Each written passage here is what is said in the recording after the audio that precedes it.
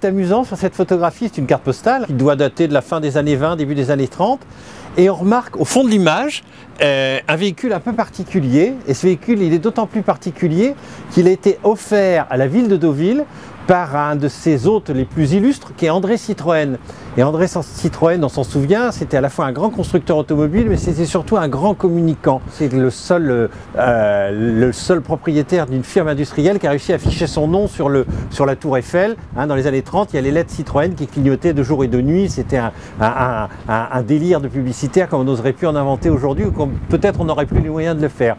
Il avait un autre sens de la publicité aussi, c'est que pour attester de la solidité, de la performance de ces véhicules, il avait organisé un peu, c'était l'ancêtre un peu du Paris-Dakar, il avait initié 2 grandes croisières automobiles qui traversaient des continents dans des conditions très difficiles. C'était la croisière noire, qui avait parcouru bien évidemment l'Afrique noire, et puis la croisière jaune, qui avait été une croisière où ces véhicules avaient emprunté toutes les routes, les pistes et les déserts d'Asie.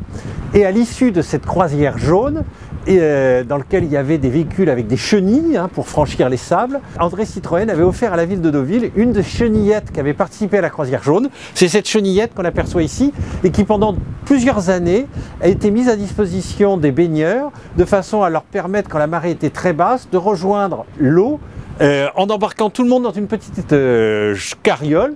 C'est une espèce d'autobus des plages qui permettait aussi à André Citroën d'être présent et de porter comme ça sur la plage de Deauville avec une clientèle comme ça très à l'écoute le souvenir de la réussite et du défi technologique qu'avait été la croisière jaune. Défi technologique qui prouvait une chose, c'est que les véhicules Citroën, rien ne pouvait les arrêter, pas même une longue plage de sable.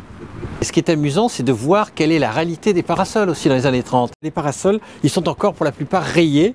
Et non seulement ils sont rayés, ils ont toujours ces petites billes de bois. Et pour certains, ils ont des franges de coton qui permettent de faire le lien entre la base du parasol, les bords du parasol.